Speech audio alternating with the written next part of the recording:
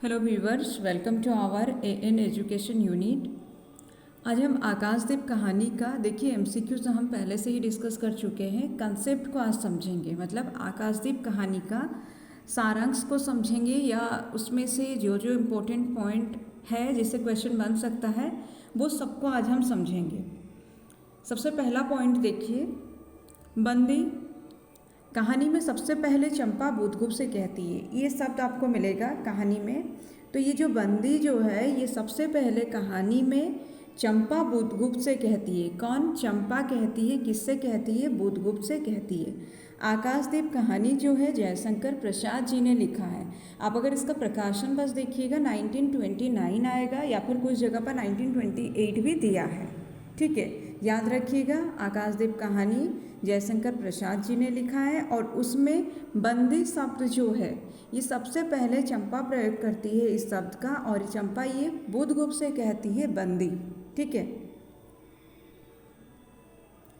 फिर अवसर ना मिलेगा, ये भी चंपा कहती है। ठीक है, फिर अवसर ना मिलेगा, ये भी चंपा ही कहती है। याद रखिएगा, हर लाइन इंपॉर्टेंट है। कोई भी एक लाइन आपसे पूछा जा सकता है कि ये कौन किससे कह रहा है या कौन कह रहा है। अब यहाँ पर आकाशदीप कहानी अगर आप लोग समझे होंगे तो आप लोगों को पता होगा कि ये कैसी कहानी है ना। एक मतलब दो बंदी हैं, एक बुद्धगुप्त, दूसरा जो है चंपा, दूसरी जो है चंपा है। ये दोनों कुछ कुछ कारण की वजह से दोनों बंदी हैं और चंपा जो है बुद्धगुप्त से कहती है मुक्त होने के बारे में। ये लोग प्रयास करते हैं, फिर मुक्त भी हो जाते हैं। ठीक है, और मुक्त होने के बाद ये लोग चंपा जो है बुद्धगुप्त के साथ रहने लगती है। बहुत दिन रहने के बाद में बुद्धगुप्त जो है अपने तरफ से विवाह का प्रस्ताव रखता है चंपा के सामने, लेकिन चंपा राजी नहीं होती है क्योंकि चंपा को ऐसा लगता है कि उसके जो पिता हैं उनकी मृत्यु बुद्धगुप्त की वजह से ही हुआ था। फिर बुद्धगुप्त समझाने के बाद भी जब चंपा को कुछ टाइम के लिए ये लगता है कि बुद्धगुप्त गलत नहीं है, लेकिन तब भी एंड में आपको बताया गया है इस कहानी के माध्यम से कि बुद्धगुप्त का प्रस्ताव जो है विवाह का, और बुद्धगुप्त जो कहता है कि वो वहाँ से चंपाद्वीप से कहीं दूर चले या अपने देश चले, जिसके लिए वो राजी नहीं होती क्योंकि उसको ऐसा लगता है जहाँ पर वो है वहाँ के निवासी ही उसके लिए सब कुछ है, और वो जीवन भर आजीवन जो है उन्हीं की सेवा में अपने आप को न्यौछावर करना चाहती है और ऐसा ही कर देती है। कौन? चंपा। और बुद्धगुप्त वापस चला जाता है अपनी जगह पर, अपनी मातृभूमि के पास। कहानी में पूरा स्टोरी अगर आप देखिएगा यही है, और उसमें बहुत सारे जगह पर आपको बहुत सारे इम्पोर्टेंट पॉइंट्स मिलेंगे जो एग्ज़ाम में क्वेश्चन उससे बन सकते हैं। तो इसलिए सारे मतलब इम्पोर्टेंट पॉइंट्स को मिलाकर ये एक जो है वीडियो बना रही हूँ मैं। उम्मीद है आप लोगों को समझ में आएगा। अगर कहीं पर कोई भी दिक्कत हो वीडियो में तो आप लोग कमेंट करके ज़रूर पूछें। बुद्धगुप्त, बड़ा शीत है, कहीं से एक कंबल डालकर कोई शीत से मुक्त करता। अब ये लाइन बहुत इंपॉर्टेंट है। बड़ा शीत है, कहीं से एक कंबल डालकर कोई शीत से मुक्त करता। ये कौन कहता है? ये बुद्धगुप्त कहता है, और ये आकाशदीप कहानी से लिया गया है। लाइन काफ़ी इंपॉर्टेंट है, आप लोग कंफ्यूज हो सकते हैं अगर ये पूछा जाए कि ये किस कहानी से लिया गया है या किस विषय का ये एक पंक्ति है। याद रखिएगा, बड़ा शीत है, कहीं से एक कंबल डालकर कोई शीत से मुक्त करता। ये बुद्धगुप्त कहता है और ये आकाशदीप कहानी से लिया गया है। इसके बाद देखिए चंपा, आंधी की संभावना है, यही अवसर है, आज मेरे बंधन शिथिल हैं। देखिए ये चंपा कहती है कि आंधी की संभावना है, यही अवसर है, आज मेरे बंधन शिथिल हैं। सारा लाइन इम्पॉर्टेंट है, आप अच्छे से याद रखिए कौन क्या कहता है। अगर आप चैप्टर पढ़ के इस तरह से इसको समझ लेते हैं फिर आपका इससे जो भी क्वेश्चन बनेगा आप लोग बना पाएंगे। उसके बाद देखिए बुद्धगुप्त, तो क्या तुम भी बंदी हो? तो ये देखिए बुद्धगुप्त कहता है तो क्या तुम भी बंदी हो? कौन कहता है? ये बुद्धगुप्त कहता है। किससे कहता है? चंपा से कहता है। और चंपा ये कहती है कि आंधी की संभावना है, यही अवसर है, आज मेरे बंधन शिथिल हैं। नाव पर केवल 10 नाविक और प्रहरी हैं। तो नाव पर कितने नाविक और प्रहरी हैं? याद रखिएगा 10 नाविक और प्रहरी हैं। नाव पर केवल 10 नाविक और प्रहरी हैं। उसके बाद देखिए, चंपा कहती है पोत से संबंध रज्जू काट सकोगे। चंपा पहले स्वतंत्र होती है, तो पहले स्वतंत्र चंपा होती है, ये याद रखिएगा। और चंपा ही कहती है कि पोत से संबंध रज्जू काट सकोगे। ये कौन कहती है? ये चंपा कहती है। रज्जू यानी कि रस्सी के बारे में बोला गया। बुधगुप्त चंपा से पूछता है तुम्हारा नाम। सबसे पहले बुधगुप्त पूछता है चंपा से तुम्हारा नाम। ये भी याद रखिएगा, तुम्हारा नाम जो है ये बुधगुप्त पूछता है किससे? चंपा से। तारक खचित नील अंबर और समुद्र के अवकाश में पवन उधम मचा रहा था। अंधकार से मिलकर पवन दुष्ट हो रहा था। समुद्र में आंदोलन था, नौका लहरों में विकल थी। स्त्री सतर्कता से लुढ़कने लगी। अब ये देखिए, यहाँ पर बहुत इंपॉर्टेंट है कि तारक खचित नील अंबर और समुद्र के अवकाश में पवन उधम मचा रहा था। कौन? पवन। ये लाइन आपसे पूछा जाएगा कि किस काव्य रचना से ये लिया गया है या किस कहानी से लिया गया है। याद रखिएगा, ये जो है आपका आकाशदेव कहानी से लिया गया, जिसमें बताया गया कि तारक खचित नील अंबर, समुद्र के अवकाश में पवन उधम मचा रहा था। अंधकार से मिलकर पवन दुष्ट हो रहा था। किससे मिलकर? अंधकार से मिलकर पवन दुष्ट हो रहा था। समुद्र में आंदोलन था, नौका लहरों में विकल थी। नौका जो है लहरों में विकल थी। स्त्री सतर्कता से लुढ़कने लगी। और कौन लुढ़कने लगी? स्त्री सतर्कता से लुढ़कने लगी। पोत से पथ प्रदर्शक ने चिल्लाकर कहा आंधी। अब और एक इम्पॉर्टेंट क्वेश्चन है, इससे यहाँ पर पूछा जाएगा कि किसने कहा चिल्लाकर आंधी। तो याद रखिए, पोत से पथ प्रदर्शक ने कहा चिल्लाकर आंधी। इम्पॉर्टेंट है, 10 नंबर पॉइंट जो है काफ़ी इम्पॉर्टेंट है, याद रखिएगा। पोत से पथ प्रदर्शक ने चिल्लाकर कहा आंधी। युवक वंदी ढुलक कर उस रज्जू के पास पहुंचा जो पोत से संलग्न थी। तो युवक वंदी यानी कि बुधगुप्त के बारे में बोला गया। ढुलक कर उस रज्जू के पास पहुंचा जो पोत से संलग्न थी। तरंगे उद्वेलित हुई, समुद्र गरजने लगा। भीषण आंधी पिशाचिनी के समान नाव को अपने हाथों में लेकर कंदुक क्रीड़ा और अट्टहास करने लगी। तो देखिए, तरंगे उद्वेलित हुई, समुद्र गरजने लगा। भीषण आंधी किसके बारे में बोला गया? आंधी के बारे में। भीषण आंधी पिशाचिनी के समान, किसके समान? पिशाचिनी के समान नाव को अपने हाथों में लेकर कंदुक क्रीड़ा और अट्टहास करने लगी। क्या करने लगी? कंदुक क्रीड़ा और अट्टहास करने लगी। काफ़ी इंपॉर्टेंट लाइन है। भीषण आंधी पिशाचिनी के समान नाव को अपने हाथों में लेकर कंदुक क्रीड़ा और अट्टहास करने लगी। आंधी के हाहाकार में दोनों बंदी का हाहाकार, सॉरी ये जो है 2 लाइन है, आपको नीचे वाला लाइन को याद रखना है। आंधी की हाहाकार में दोनों बंदी की खिलखिलाहट कोई सुन नहीं पाया। तो देखिए, आंधी की हाहाकार में दोनों बंदी यानी कि बुधगुप्त और चंपा की खिलखिलाहट कोई सुन नहीं पाया। नाविकों ने देखा पोत का पता नहीं, बंदी मुक्त है। तो किसने देखा बंदी मुक्त है? नाविकों ने देखा। पोत का तो पता नहीं, लेकिन बंदी मुक्त है। नायक ने कहा बुधगुप्त तुमको मुक्त किसने किया? अब देखिए, नायक ये सवाल करता है, नायक ये सवाल करता है बुधगुप्त से कि बुधगुप्त तुमको मुक्त किसने किया? कौन सवाल करता है? नायक करता है। इंपॉर्टेंट है, याद रखिए। नायक ने कहा बुधगुप्त तुमको मुक्त किसने किया? बुधगुप्त नाविक से कहता है पोताध्यक्ष मणिभद्र अतल जल में होगा। नायक अब इस नौका का स्वामी मैं हूँ।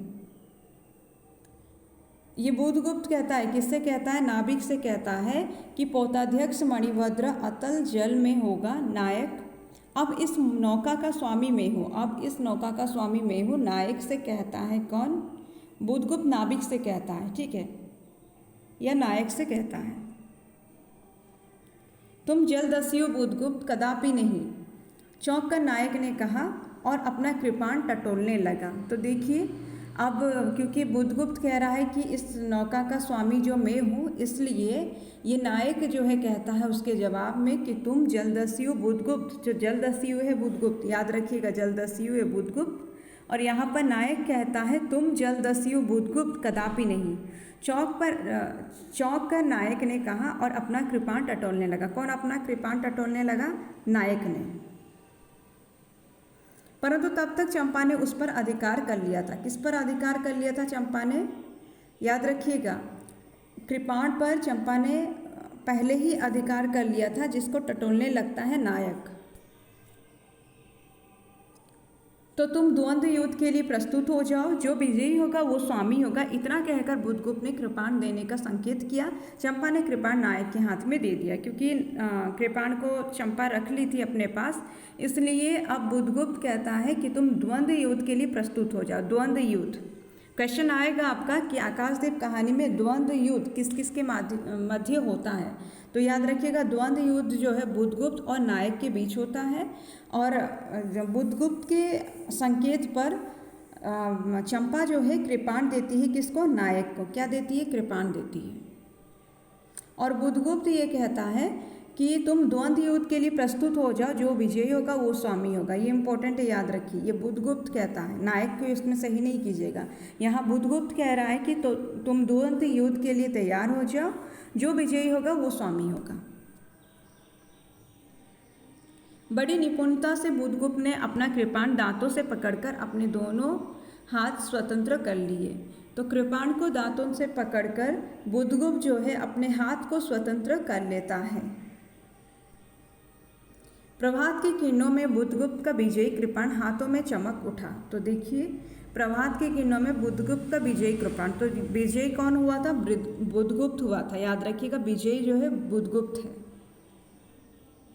नायक की कातर आंखें प्राण भिक्षा मांगने लगी। तो कौन प्राण भिक्षा मांगने किसकी कातर आंखें प्राण भिक्षा मांगने लगी? तो याद रखिएगा, नायक के बारे में यहाँ पर बोला गया कि नायक की कातर आंखें प्राण भिक्षा मांगने लगी। बुधगुप्त ने कहा, बोलो अब स्वीकार है कि नहीं? मतलब स्वामी ये है इस नाव का। वो जो पहले कह रहा था बुधगुप्त, जो नायक इनकार कर दिया, फिर द्वंद्व युद्ध के बाद में विजयी हो गया बुधगुप्त। तो अब बुधगुप्त कहता है कि बोलो अब स्वीकार है कि नहीं। उसके बाद देखिए, मैं अनुचर हूँ, वरुण देव की शपथ में विश्वासघात नहीं करूँगा। बुधगुप्त ने उसे छोड़ दिया। तो ये याद रखिएगा, मैं अनुचर हूँ, वरुण देव के शपथ में विश्वासघात नहीं करूँगा। ये कौन कहता है? ये नायक कहता है। इम्पोर्टेंट है, इसको याद रखिएगा, मार्क कर लीजिएगा बुक में, कॉपी में इसको नोट डाउन कर लीजिए कि मैं अनुचर हूँ, वरुण देव की शपथ में विश्वासघात नहीं करूँगा। ये नायक कहता है। बहुत जगह पर ये लग सकता है कि ये बुधगुप्त कह रहा है, लेकिन ये नायक कहता है कि मैं अनुचर हूँ, वरुण देव की शपथ में विश्वासघात नहीं करूँगा। ये नायक बुधगुप्त से कहता है, और ये सुनकर बुधगुप्त जो है नायक को छोड़ देता है। चंपा ने युवक जल दस्यु के समीप आकर उसके शतों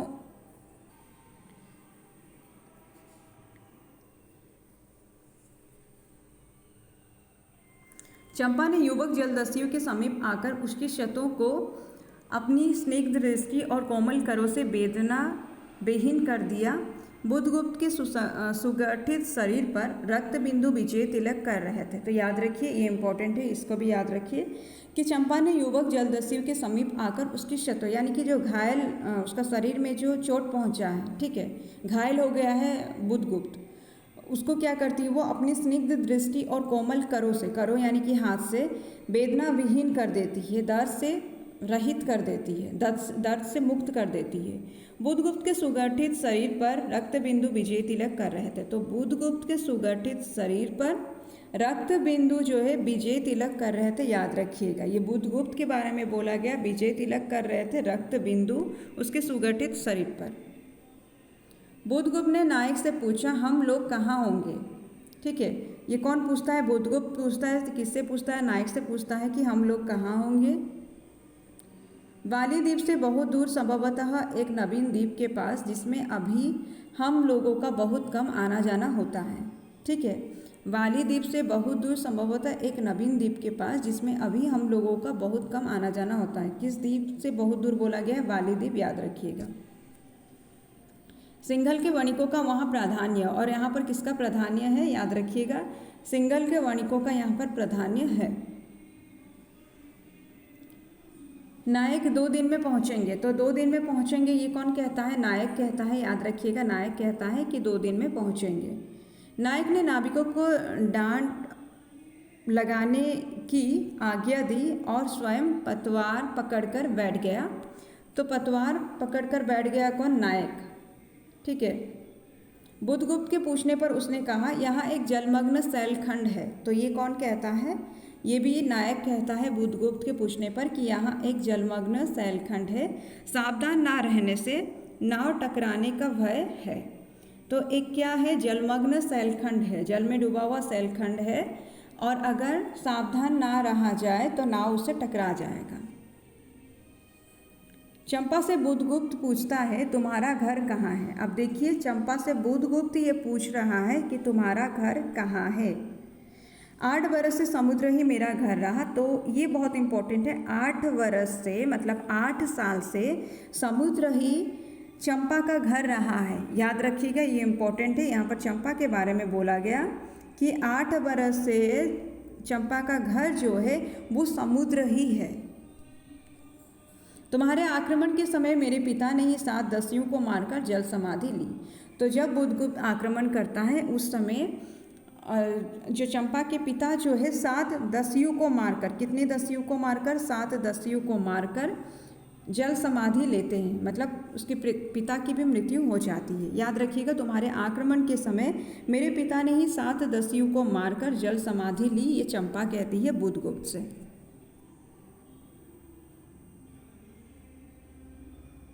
एक मास हुआ मैं इस नील नभ के नीचे नील जल निधि के ऊपर एक भयानक अनंतता में निस्सहाय हूँ, अनाथ हूँ। ये कौन कहती है?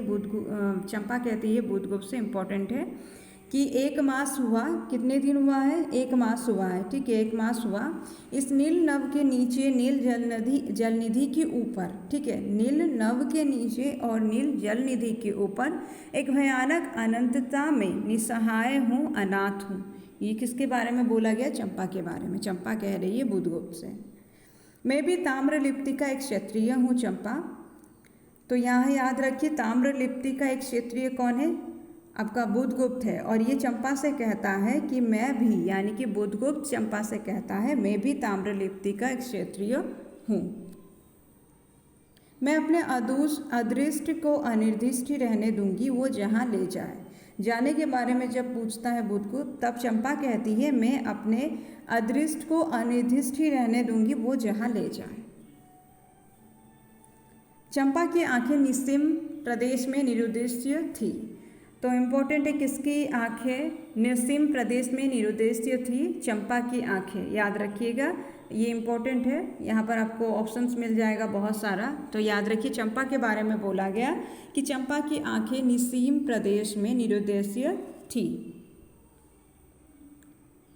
उसके बाद देखिए, चंपा कहती है आकांक्षा के लाल डोरे न थे, धवल अपांगों में बालकों के सदृश विश्वास था, हत्या व्यवसायी दस्यु भी उसे देखकर कांप गया। तो यहाँ चंपा के बारे में बोला गया, चंपा के बारे में वर्णन किया गया है कि आकांक्षा के लाल डोरे न थे, धवल अपांगों में बालकों के सदृश विश्वास था, हत्या व्यवसायी दस्यु भी उसे देखकर कांप गया। उसके मन में एक संभ्रमपूर्ण श्रद्धा यौवन की पहली लहरों को जगाने लगी। समुद्र वक्ष पर विलंबमयी राग रंजित संध्या थिरकने लगी।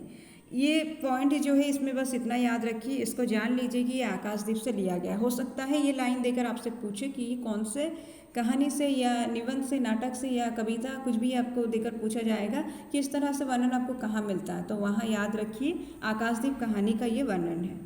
आकाशदीप कहानी में ये आपको मिलेगा।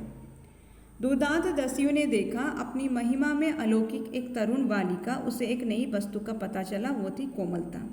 अब यहाँ पर दुर्दांत दस्यु यानी कि बुधगुप्त के बारे में बोला गया कि दुर्दांत दस्यु ने देखा अपनी महिमा में अलौकिक एक तरुण बालिका, उसकी महिमा में अलौकिक एक तरुण बालिका, उसे एक नई वस्तु का पता चला, वो थी कोमलता। किसी एक नई वस्तु के बारे में पता चला, यह बुधगुप्त के बारे में बोला गया कि बुधगुप्त को एक नई वस्तु का पता चला, वो थी कोमलता। बुधगुप्त ने कहा जब इसका कोई नाम नहीं है तो हम लोग इसे चंपादीप कहेंगे। तो इस द्वीप का कोई नाम नहीं है, इसलिए हम इसका नाम चंपादीप रखेंगे या चंपादीप कहेंगे, ये बुधगुप्त कहता है। उसके बाद में आपको मिलेगा 5 साल के बाद में, ठीक है, मतलब ये लोग 5 साल एक साथ रहने के बाद उसके बाद का वर्णन भी आपको मिलेगा आकाशदीप कहानी में। तो 5 बरस बाद, कितने साल बाद? 5 बरस बाद, याद रखिएगा। बुधगुप्त और चंपा एक साथ रहते हैं 5 साल तक, उसके बाद में फिर जो होता है उसका भी वर्णन आपको आकाशदीप कहानी में मिलेगा। इसलिए 5 बरस याद रखिए। 8 साल से चंपा जो है समुद्र में ही रहती है, समुद्र ही उसका घर है। फिर उसके बाद वो बुधगुप्त से मिलती है। बुधगुप्त से मिलने के बाद में यहाँ पर दिया है 5 साल के बाद, यानी कि बुधगुप्त के साथ रहने के 5 साल के बाद में बोला गया। शरद के धवल नक्षत्र नील गगन में झलमला रहे थे। चंद्र की उज्ज्वल विजय पर अंतरिक्ष में शरद लक्ष्मी ने आशीर्वाद के फूलों और खिलों को बिखेर दिया। तो यहाँ पर याद रखिए ये पॉइंट, ये लाइन याद रखिए कि चंद्र की उज्जवल विजय पर अंतरिक्ष में शरद लक्ष्मी ने, किसने? शरद लक्ष्मी ने। चंद्र की उज्जवल विजय पर अंतरिक्ष में शरद लक्ष्मी ने आशीर्वाद के फूलों और खिलों को बिखेर दिया। चंपा के एक उच्च सौध पर बैठी हुई तरुणी चंपा दीपक जला रही थी। बड़े यत्न से अभ्रक की मंजूषा में दीप धरकर उसने अपनी सुकुमार उंगलियों से डोरी खींची। तो यहाँ पर चंपा के बारे में बोला गया कि चंपा के एक उच्च सौध पर बैठी हुई, चंपा द्वीप के एक उच्च सौध पर बैठी हुई तरुणी चंपा दीपक जला रही थी। क्या करी थी? दीपक जला रही थी। बड़े यत्न से अभ्रक की मंजूषा में दीप धरकर उसने अपनी सुकुमार उंगलियों से डोरी खींची। चंपा की कामना थी कि उसका आकाशदीप नक्षत्र में हिलमिल जाए। तो चंपा की यह कामना थी कि उसका आकाशदीप जो है ये नक्षत्र में हिलमिल जाए। चंपा ने देखा कि तरल संकुल जल राशि में उसके कंडील का प्रतिबिंब अस्त व्यस्त था। वह अपनी पूर्णता के लिए सैकड़ों चक्कर काटता था। वह अनमनी होकर उठ खड़ी हुई, किसी को पास न देखकर पुकारा, जया। तो चंपा जो है किसी को पास ना देखकर पुकारती है। क्या पुकारती है? जया पुकारती है। यहाँ पर वो बुधगुप्त को नहीं पुकारती है बल्कि जया को पुकारती है। याद रखिएगा, अनमनी होकर वो उठ खड़ी होती है और किसी को अपने पास ना देखकर वो पुकारती है जया को। चंपा ने देखा, यहाँ पर और एक चीज़ याद रखिए, चंपा ने देखा कि तरल संकुल जल राशि में उसके कंडील का प्रतिबिंब अस्त व्यस्त था। क्या अस्त व्यस्त था? कंडील का प्रतिबिंब। वो अपनी पूर्णता के लिए सैकड़ों चक्कर काटता था, मतलब कंडील का प्रतिबिंब जो है पूर्णता के लिए सैकड़ों चक्कर काटता था। एक श्याम युवती सामने आकर खड़ी हुई। वो जंगली थी। नील नभोमंडल से मुख में शुद्ध नक्षत्र की पंक्ति के समान उसके दांत हंसते थे। हंसते ही रहते वो चंपा को रानी कहती। बुधगुप्त की आज्ञा थी, महानाविक कब तक आवेंगे? बाहर पूछो। तो चंपा ने कहा जया से। अब यहाँ पर ये लाइन याद रखिए, महानाविक कब तक आवेंगे, बाहर पूछो। तो ये चंपा कहती है। किससे कहती है? जया से कहती है कि महानाविक कब तक आवेंगे, बाहर पूछो। ये चंपा कहती है जया से। कहने वाली चंपा है, जया से कहती है। और जया कौन है उसका वर्णन देखिए किया गया है यहाँ पर। एक श्यामा युवती सामने आकर खड़ी हुई। तो ये श्यामा युवती मतलब श्याम वर्ण की युवती कौन है? जो जया है वो जंगली थी। जया कौन है? जंगली है। नील नभोमंडल से मुख में शुद्ध नक्षत्र की पंक्ति के समान। नील नभोमंडल से मुख में शुद्ध नक्षत्र की पंक्ति के समान उसके दांत हंसते ही रहते थे। और वो चंपा को क्या कहती है? रानी कहती है। बुधगुप्त की आज्ञा थी कि चंपा को वो रानी बोले, इसलिए वो चंपा को हमेशा रानी ही कहती है। कौन? जया। जया जो है एक जंगली लड़की है जिसके दांत के बारे में वर्णन मिलता है। अगर वैसा वर्णन आपको मिले, वहाँ पर ऑप्शंस पूछा जाएगा ये किसके बारे में बोला गया, तो वहाँ पर आप लोग चंपा को सही नहीं कीजिएगा बल्कि जया को सही कीजिएगा। नायिका चंपा है लेकिन एक जगह पर आपको जया का वर्णन भी मिलेगा। चंपा दुरागत पवन चंपा के अंचल में विश्राम लेना चाहता था। उसके हृदय में गुदगुदी हो रही थी। आज ना जाने क्यों वो बेसुध थी। तो याद रखिए यहाँ पर दुरागत पवन चंपा के अंचल में विश्राम लेना चाहता था। क्या? दुरागत पवन किसके अंचल में? चंपा के अंचल में विश्राम लेना चाहता था। उसके हृदय में गुदगुदी हो रही थी। आज ना जाने क्यों वो बेसुध थी। कौन? चंपा। बुधगुप्त बावली हो क्या? यहाँ बैठी हुई अभी तक दीप जला रही हो? तुम्हें ये काम करना है। मतलब बुधगुप्त का कहना है अगर दीप जलाना भी है तो इतने सारे जो कर्मचारी हैं, नौकर हैं, वो लोग कर लेंगे, चंपा ही क्यों ये काम कर रही है। इसलिए वो बुधगुप्त जो है चंपा से कहता, बावली हो क्या, यहाँ बैठी हुई अभी तक दीप जला रही हो, तुम्हें ये काम करना है। अब देखिए बुधगुप्त से ये सुनने के बाद चंपा कहती है क्षीर निधि शाही अनंत की प्रसन्नता के लिए क्या दासियों से आकाशदीप जलवाऊं, मतलब क्या दासियों से आकाशदीप जलाने का काम भी करूं, ये चंपा कहती है बुधगुप्त से। अब देखिए आगे बुधगुप्त, हंसी आती है, तुम किसको दीप जलाकर पथ दिखलाना चाहती हो, उसको जिसको तुमने भगवान मान लिया है। ठीक है, याद रखिए यहाँ पर बुधगुप्त जो है कि हंसते हुए कहता है और ऐसे कहता है कि हंसी आती है, तुम किसको दीप जलाकर पथ दिखलाना चाहती हो, उसको जिसको तुम भगवान मानती हो। मतलब यहाँ पर आकाशदीप लगाने के पीछे तुम्हारा उद्देश्य क्या है, क्या तुम जिसको भगवान मानती हो उसको तुम जो है दीप जलाकर पथ दिखलाना चाहती हो, ऐसा बुधगुप्त कहता है चंपा को। चंपा, वो भी कभी भटकते हैं, भूलते हैं, नहीं तो बुधगुप्त को इतना ऐश्वर्य क्यों देते हैं। अब चंपा क्या कहती है कि भगवान भी कभी कभी जो है भटकते हैं, भूलते हैं, तभी बुधगुप्त को इतना ऐश्वर्य दिए हैं। बुधगुप्त, तो बुरा क्या हुआ, इस द्वीप की अधिश्वरी चंपा रानी, मतलब अगर बुध अधिकार में है किसका, अगर ये द्वीप बुधगुप्त का अधिकार में है, ठीक है, द्वीप अगर बुधगुप्त का अधिकार में है तो वहाँ की अधीश्वरी भी तो चंपा ही है ना, ऐसा कहता है कौन, बुधगुप्त कहता है चंपा से। तो द्वीप की अधीश्वरी याद रखिएगा कौन है, चंपा है। चंपा बुधगुप्त से कहती है मुझे इस बंदी गृह से मुक्त करो। अब ये इम्पोर्टेंट है कि मुझे इस बंदी गृह से मुक्त करो, ये चंपा जो है बुधगुप्त से कहती है, ये मणिभद्र या नायक से नहीं, बल्कि चंपा जो है बुधगुप्त से कहती है कि मुझे इस बंदी गृह से मुक्त करो।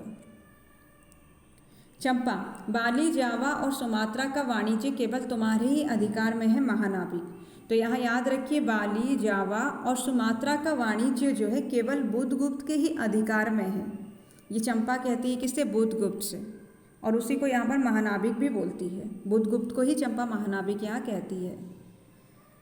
चंपा देखिए आगे देखिए, अब उससे भी अच्छे ढंग से हम लोग विचर सकते हैं, तुम मेरी प्राणदात्री हो, मेरी सर्वस्व हो। अब यहाँ पर एक चीज़ याद रखिए, चंपा से बोलता है बुधगुप्त, यहाँ याद रखिए चंपा से कहता है बुधगुप्त, ठीक है, यहाँ पर कंफ्यूज नहीं होइएगा। चंपा से बुधगुप्त ये कहता है कि अब उससे भी अच्छे ढंग से हम लोग विचर सकते हैं, तुम मेरी प्राणदात्री हो, मेरी सर्वस्व हो, ये बुधगुप्त कहता है किससे, चंपा से। अब आगे देखिए, नाविक, उस प्रचंड आंधी में प्रकाश की एक एक किरण के लिए हम लोग कितने व्याकुल थे। अब चंपा जो है नाविक से कहती है, यानी कि बुधगुप्त से कहती है, उस प्रचंड आंधी में, मतलब पास्ट के बारे में कह रही है, उस प्रचंड आंधी में प्रकाश की एक एक किरण के लिए हम लोग कितने व्याकुल थे। किसके लिए व्याकुल थे, प्रकाश की एक एक किरण के लिए। मुझे स्मरण है जब मैं छोटी थी, मेरे पिता नौकरी पर समुद्र में जाते थे, मेरी माता मिट्टी का दीपक बांस की पिटारी में भागीरथी के तट पर बांस के साथ ऊंचे टांग देती थी।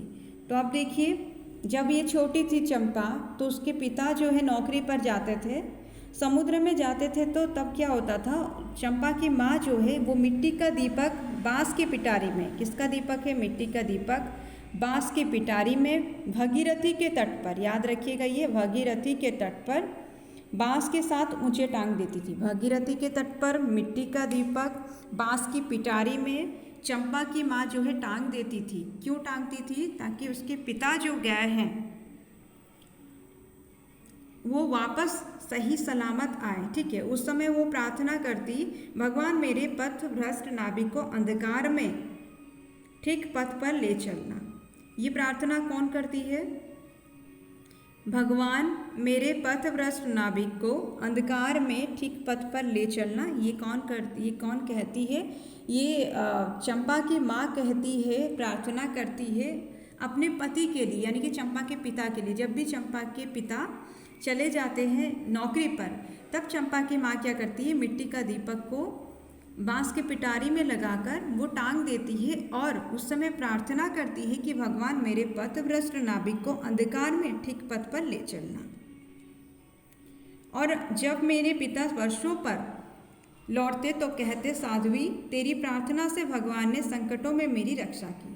तो यहाँ पर जो दिया है कि साध्वी तेरी प्रार्थना से भगवान ने संकटों में मेरी रक्षा की, ये चंपा के पिता चंपा की माँ से कहते हैं। इसके बाद आगे देखिए, चंपा कहती है कि मेरी माँ अहनाविक ये उसी की पुण्य स्मृति है। ठीक है, इंपॉर्टेंट है, याद रखिए। चंपा कहती है मेरी माँ अहनाविक ये उसी की पुण्य स्मृति है।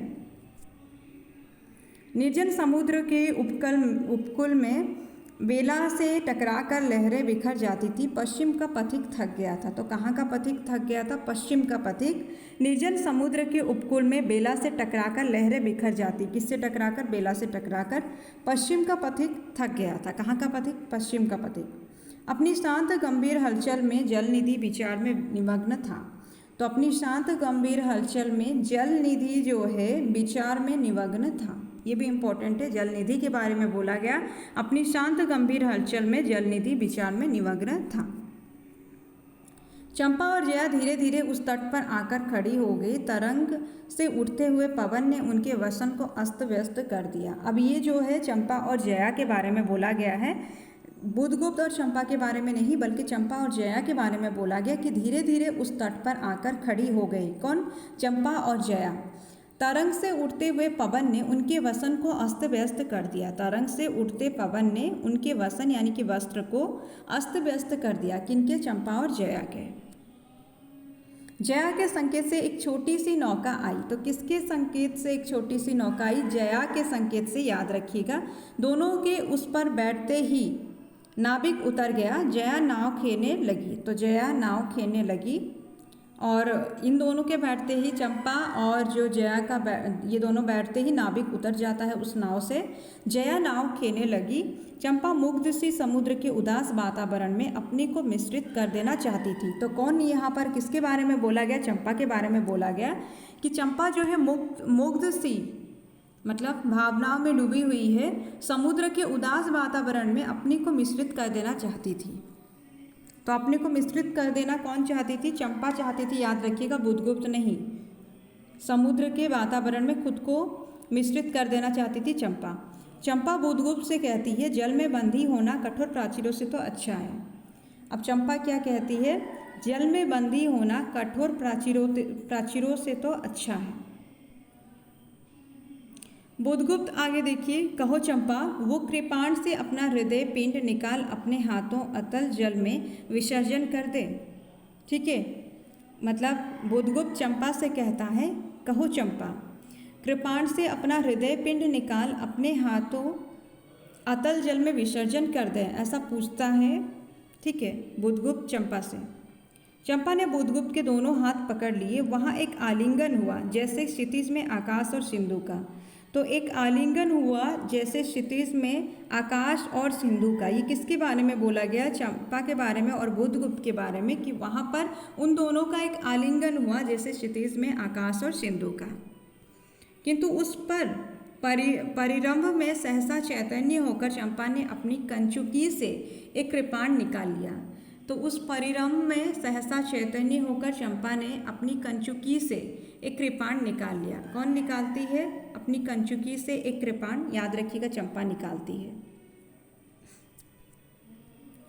चंपा अब बुधगुप्त से कह रही है, बुधगुप्त आज मैं अपने प्रतिशोध का कृपाण अतल जल में डुबा देती हूँ। हृदय ने छल किया, बार बार धोखा दिया, चमक कर वो कृपाण समुद्र का हृदय भेदता हुआ विलीन हो गया।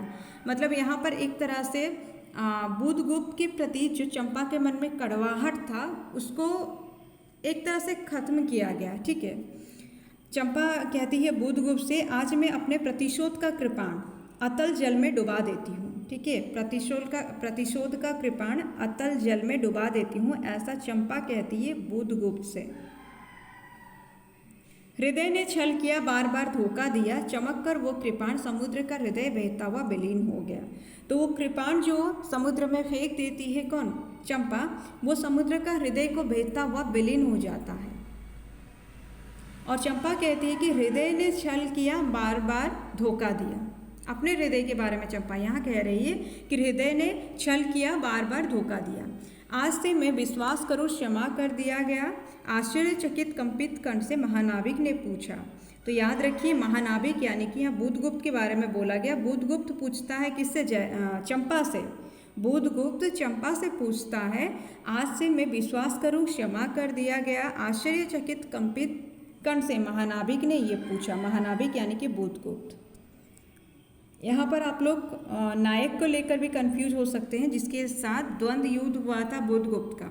वो यहाँ पर ये नहीं कह रहा है, बल्कि बुधगुप्त यहाँ पर खुद जो है चंपा से कह रहा है कि आज से मैं विश्वास करूँ, क्षमा कर दिया गया। आश्चर्यचकित कंपित कंठ से महानाविक ने पूछा, यानी कि बुधगुप्त ने। चंपा, तुम्हें घृणा करती हूँ, फिर भी तुम्हारे लिए मर सकती हूँ। अंधेर है जलदस्यु, तुम्हें प्यार करती हूँ। चंपा रो पड़ी।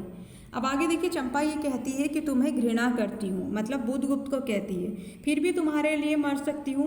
अंधेरे है जलदस्यु, तुम्हें प्यार करती हूँ। अंधेर है जलदस्यु, तुम्हें प्यार करती हूँ। चंपा रो पड़ी। ये कहकर चंपा रो पड़ती है।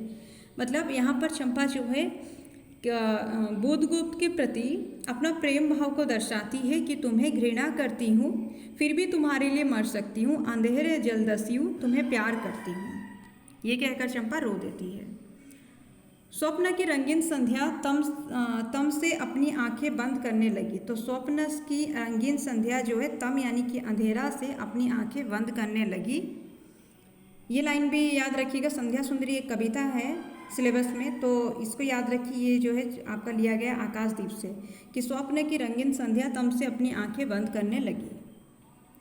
दीर्घ निश्वास लेकर महानाविक ने कहा, इस जीवन की पुण्यतम घड़ी की स्मृति में मैं एक प्रकाश गृह बनाऊंगा चंपा। तो दीर्घ निश्वास लेकर ये महानाविक कहता है कि इस जीवन की पुण्यतम घड़ी की स्मृति में एक प्रकाश गृह बनाऊंगा। क्या बनाऊंगा? एक प्रकाश गृह बनाऊंगा चंपा। चंपा, यहीं उस पहाड़ी पर संभव है कि मेरे जीवन की धुंधली संध्या उससे आलोकपूर्ण हो जाए। आगे देखिए, चंपा के दूसरे भाग में एक मनोरम शैलमाला थी। तो चंपा के दूसरे भाग में एक मनोरम शैलमाला थी। याद रखिएगा, चंपा के दूसरे भाग में एक मनोरम शैलमाला थी। आज उसी शैलमाला पर चंपा के आदि निवासियों का समारोह था। तो चंपा के आदि निवासियों का समारोह था। कहाँ था समारोह? चंपा के दूसरे भाग में एक मनोरम शैलमाला है। ठीक है, दूसरे भाग में एक मनोरम शैलमाला है, और आज उसी शैलमाला पर चंपा के आदि निवासियों का समारोह था। क्या था? चंपा के आदि निवासियों का समारोह था शैलमाला पर। ताम्रलिप्ति के बहुत से सैनिक नाविकों की श्रेणी में वन कुसुम विभूषिता चंपा सेविकारूढ़ होकर जा रही थी। अब ताम्रलिप्ति के बहुत से सैनिक नाविकों की श्रेणी में वन कुसुम विभूषिता चंपा सेविकारूढ़ होकर जा रही थी।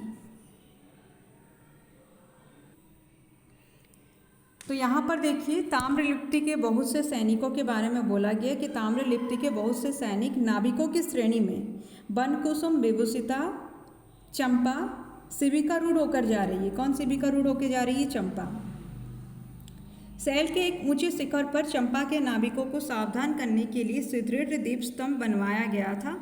आज उसी का महोत्सव है। तो आज जो महोत्सव किस तरह का है? शैल के एक ऊंचे शिखर पर, शैल के एक ऊंचे शिखर पर चंपा के नाविकों को सावधान करने के लिए, मतलब चंपा द्वीप के नाविकों को सावधान करने के लिए सुदृढ़ दीप स्तंभ बनवाया गया। आज उसी का महोत्सव था। सुदृढ़ दीप स्तंभ बनाया गया था। ऊंचे शिखर पर, शैलमाला के ऊंचे शिखर पर चंपा के नाविकों को सावधान करने के लिए एक सुदृढ़ दीप स्तंभ बनवाया गया था, और आज उसी का महोत्सव है। बुधगुप्त स्तंभ के द्वार पर खड़ा था। शिविका से सहायता देकर चंपा को उसने उतारा। तो देखिए, बुधगुप्त स्तंभ के द्वार पर खड़ा था, शिविका से सहायता देकर चंपा को उतारता है वो।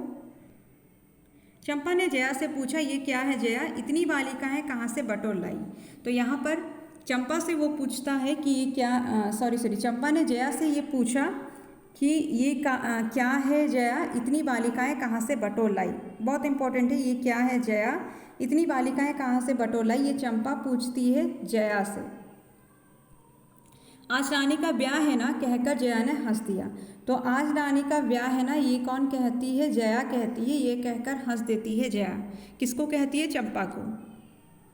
बुधगुप्त कितने वर्षों से मैं ज्वालामुखी को अपनी छाती में दबाए हूँ। तो यहाँ पर आगे बुधगुप्त का कथन है कि कितने वर्षों से ज्वालामुखी को अपनी छाती में दबाए हुए हूँ मैं। ये कौन कहता है? बुधगुप्त कहता है कि कितने वर्षों से मैं ज्वालामुखी को अपनी छाती में दबाए हूँ।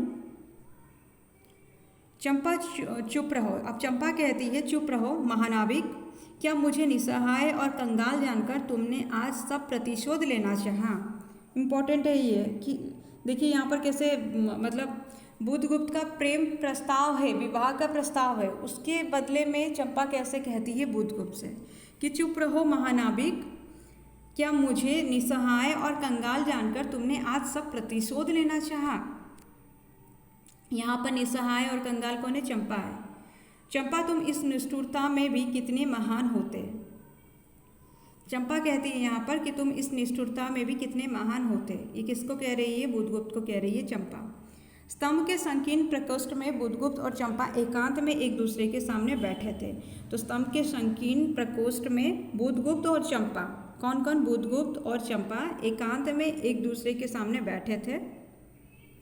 बुधगुप्त कहने लगा, चंपा हम लोग जन्मभूमि भारतवर्ष से कितनी दूर इन निरीह प्राणियों में इंद्र और सची के समान पूजित हैं। तो देखिए जन्मभूमि भारतवर्ष से कितनी दूर निरीह प्राणियों में हम किसके समान पूजित थे? इंद्र और सची के समान। कौन पूजित है? इंद्र और सची के समान बुधगुप्त और चंपा पूजित है, याद रखिएगा।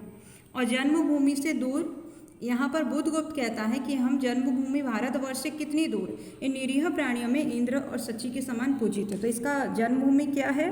भारतवर्ष। इसमें भी घुमाकर क्वेश्चन बन सकता है, आप लोग याद रखिएगा।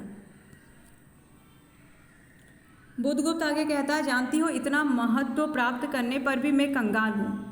मेरा पत्थर सा हृदय एक दिन सहसा तुम्हारे स्पर्श से चंद्रकांत मणि की तरह द्रवित हुआ। तो मेरा, ये इंपॉर्टेंट है, मेरा पत्थर सा हृदय एक दिन सहसा तुम्हारे स्पर्श यानी कि चंपा के स्पर्श से चंद्रकांत मणि की तरह द्रवित हुआ। ये कौन कहता है? बुधगुप्त कहता है कि मेरा पत्थर सा हृदय, उसका हृदय को वो पत्थर के समान बताता है कि पत्थर सा हृदय एक दिन सहसा तुम्हारे स्पर्श यानी कि चंपा के स्पर्श से चंद्रकांत मणि की तरह द्रवित हुआ। अब आगे देखिए, चंपा कहती है कि मैं ईश्वर को नहीं, बुधगुप्त कहता है चंपा से, चंपा मैं ईश्वर को नहीं मानता, मैं पाप को नहीं मानता, मैं दया को नहीं समझ सकता, मैं उस लोक में विश्वास नहीं करता, पर मुझे अपने हृदय के एक दुर्बल अंश पर श्रद्धा हो चली है। तुम न जाने कैसे एक बहकी हुई तारिका के समान मेरे शून्य में उदित हो गई हो। तो ये देखिए, तुम ना जाने कैसे एक बहकी हुई तारिका के समान मेरे शून्य में उदय हो गई हो। ये चंपा से कहता है बुधगुप्त। आलोक की एक कोमल रेखा इस निबिड़तम में मुस्कुराने लगी। पशु बल और धन के उपासक के मन में किसी शांत और एकांत कामना की हंसी खिलखिलाने लगी। तो किसके मन में? पशु बल और धन के उपासक के मन में किसी शांत और एकांत कामना की हंसी खिलखिलाने लगी, पर मैं ना हंस सका। ये कौन कहता है? बुधगुप्त कहता है।